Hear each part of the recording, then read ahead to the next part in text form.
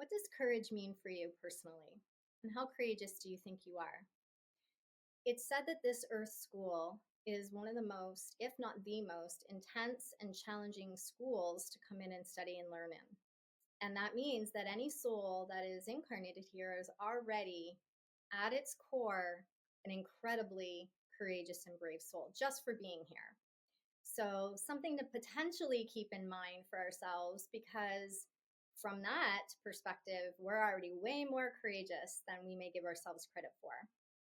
The definition of courage is showing up or doing something or continuing to do something in the face of difficulty, adversity, fear. And one of the most interesting references for me when I think about courage is when I think about the Underground Railway mission. I've had the unique and interesting and incredible experience of living on the land where one of the openings for the Underground Railway mission was. And so it really got me thinking a lot about, what that mission was about and what it took in order for it to come into successful completion, which it did. And if you're not familiar with the story, great story to check out and do some reading up on, because it's just absolutely, and I think so impactful and appropriate for even our times now, because it was all about liberation and liberation for freedom. One of the things that stand out for me was the choreography of it and how many people came together and how many different aspects, the complexity of different aspects that it contained. But it worked and it all came together and everybody played their part. And everybody would have had to have activated their courage in order for it to truly be in alignment and in alignment to success and in alignment to bringing it into the completion that it did. I'm sure there were many problems. I'm sure there were many things that came about that weren't easy to deal with. And I'm sure not everything was successful, but the overall mission was absolutely successful. So two things stand out for me from that story of just incredible courage. And one is that it had to have come from their hearts. If we aren't coming from our heart, then chances are we won't have the ability to truly stay in the grit, in the perseverance, and in the enthusiasm we may need to continue to show up, or even just show up once, to play the role that we can play, or to contribute the way that we can contribute at our fullest capacity. And because, again, the actual nature of courage is that we will be facing something that we potentially will feel uncomfortable about and with. The second thing about it is they didn't know the outcome. We never know what the outcome's going to be. So courage is also, to me, so how does this feel for you? Courage to me is not always knowing what the outcome's going to be. There's no guarantee. It's one step, in front of the other, and having the courage to just keep choosing to show up, or choosing to act, or to continue something. So we can have the courage to step into something. And if it's not connected fully to our heart, chances are we won't be able to see it through or bring it into its completion. This is important at this time because we are coming into this whole new paradigm, which we're going to be creating. And we will all be asked at some point to really review what our beliefs are. And that in of itself is extremely challenging, because oftentimes our beliefs are so near and dear to us, and we create our sense of identity and our sense of security and grounding and sense of reality to the beliefs that we have, whether we're conscious or not of it. And, this next period that we're going to be entering into in this paradigm shift, there's going to definitely be a shaking up around our beliefs. What do we believe, and why do we believe that? Do we have the courage to potentially open our mind, have a flexible mind, to potentially be able to open up to potentially see things differently? Additionally, When we are clear on what our beliefs are and why they are, and they're connected to the heart, that's when we can truly have the grit and the rootedness to be able to really show up and be able to take a stand for our beliefs. So we need to know what our beliefs are. And then the invitation for us is then to be able to root into that belief enough that we could take a stand, even if we're faced with adversity, even if we're faced with people not understanding what we're doing and what we're about yet, or we're faced with, fear of, we don't know what the outcome is going to be. So we need to surrender to uncertainty, being uncomfortable. And what would that look like for us? So, first, coming back to this story of the Underground Railway and this liberation out of slavery into freedom, ultimately this is in essence what we are moving into in this new paradigm, because we are moving into a whole new level of sovereignty, which is true freedom within our own selves. That takes a lot of courage. It takes courage for us potentially to really look at ourselves authentically and honestly and say, what is my shadow? What am I fearful about? What is mine, and what have I just assumed and inherited through, culture, family, conditioning? And do I have the courage to review what is actually, resonant of me? Do I have the courage to honor what truly is my own authentic self and my own personal inner guidance?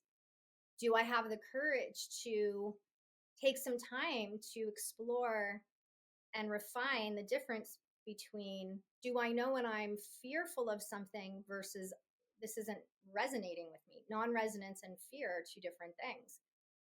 So the reason why that's brought up in this episode too is because sometimes fear is, it's we are going to feel fear when we're doing something that usually is out of our comfort zone, or it's new for us. We're going to feel some fear there.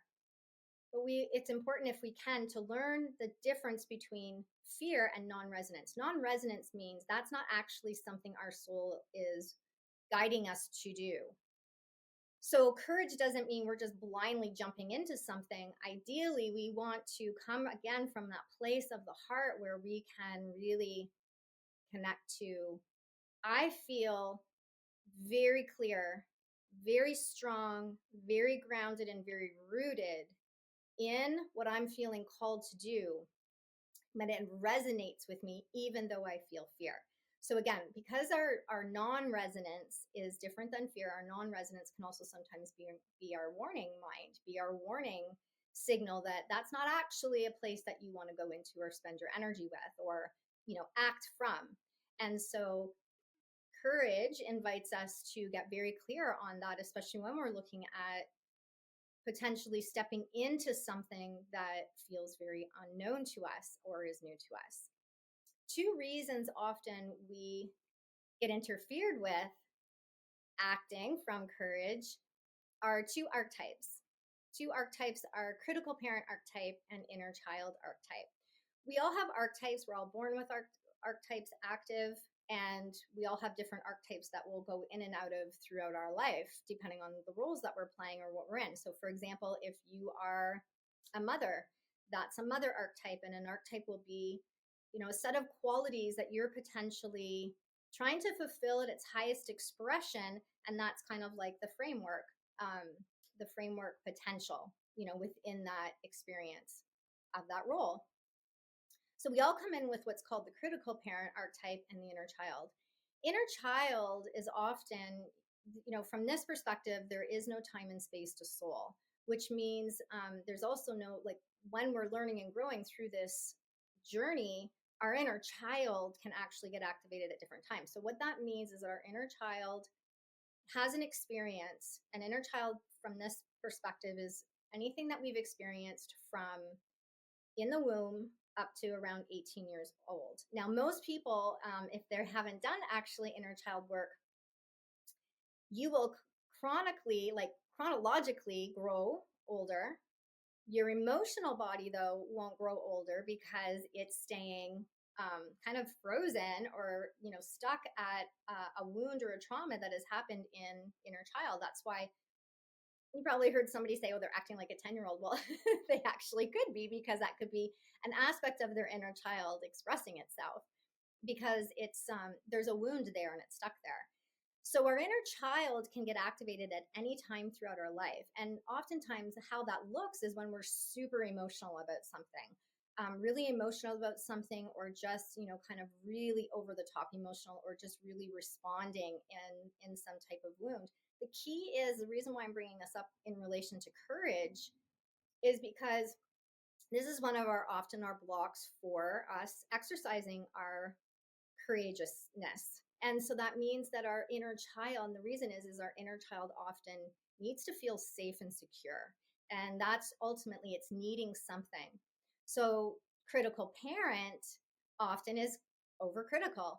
And sometimes that's not necessarily a negative thing. It's a positive thing if we're open to constructive criticism so that we can learn and grow.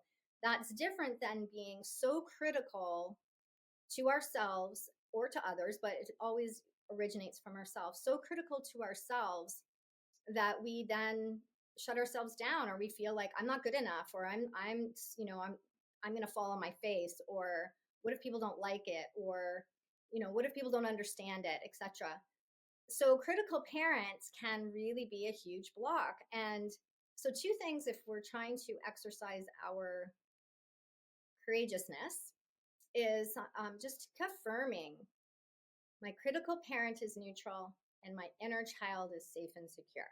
So if you feel like there's something in your life right now that you're really trying to work through, or you're trying to step into or out of, then that's potentially something. If you feel there's some stickiness there, you could play around with that and see if that resonates with you, and see if you feel some energy moving. It can actually be very powerful, because those archetypes are running, and oftentimes we're not conscious that they're running, but they are impacting and blocking us potentially quite significantly. So coming back to courage coming from the heart, when we can ask ourselves truly what our beliefs are, and then really want to take a stand for that belief, for that mission, for that essence, what do we need to do in order to root ourselves, ground ourselves, so that we can support ourselves through that journey? So that could be, I need to support myself to stay inspired. So what would that look like for me? I need to support myself to stay steady in alignment to the main qualities. So if I have, if I'm sensitive to love, or I'm sensitive to justice, I want to see equality and justice. I want to see freedom for everyone. Or I'm advocating. Can I keep myself in alignment to that frequency? So what would I need to do to support myself for that? Can I maintain even though I may not see it? So if I'm advocating for freedom or equality, right now, if I look around on the planet, I'm potentially not going to see too much of that. Very easy to become discouraged, to feel defeated, and to feel like it's not possible. Yet, this is what we are invited to do moving forward, to start to create this new paradigm. And we have the power to do this. We have the power to do this because as we start to come back into our own inner authority and our own sovereignty, and that takes courage to do that, because we're so conditioned to go outside of ourselves for love, approval, worthiness, feeling even a sense of abundance or safety. So starting, it could be just coming back into our own, inner authority is one of the most powerful starting points when we want to start to exercise courage. What would that look like for us uniquely and individually? As we move forward into this new paradigm, courage potentially will be our beacon. So if I believe in love, or I believe in freedom, then how can I become that beacon for, and a light for, freedom or for love? And we will each have potentially our own essence or our own beliefs as to and calling as to what we feel passionate about and inspired to do in order to potentially take a stand and make a difference. So, invitation is, what do you believe enough that you would take a stand in? Courage is also not always really loud and out there.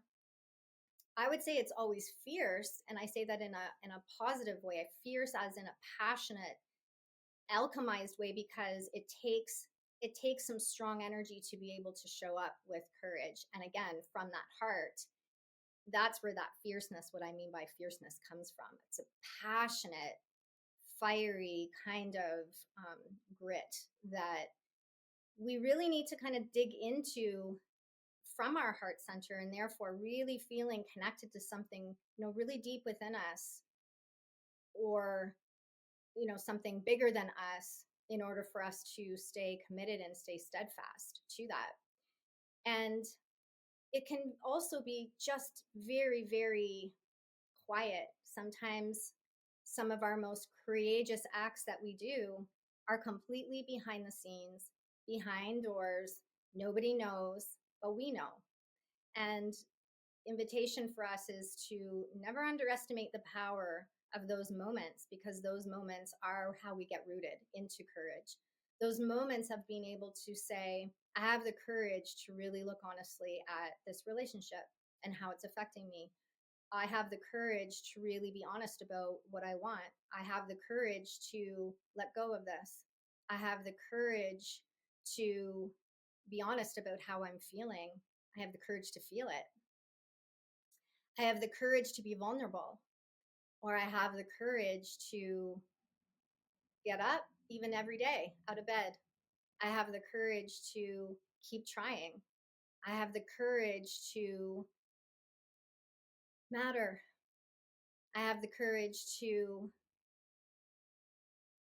create something different within myself. I have the courage to release my past so that it doesn't define me anymore, and therefore can't affect my future. What does courage mean for you? And what do you want to see for the new world courageously? Wishing you a beautiful, courageous day. Namaste.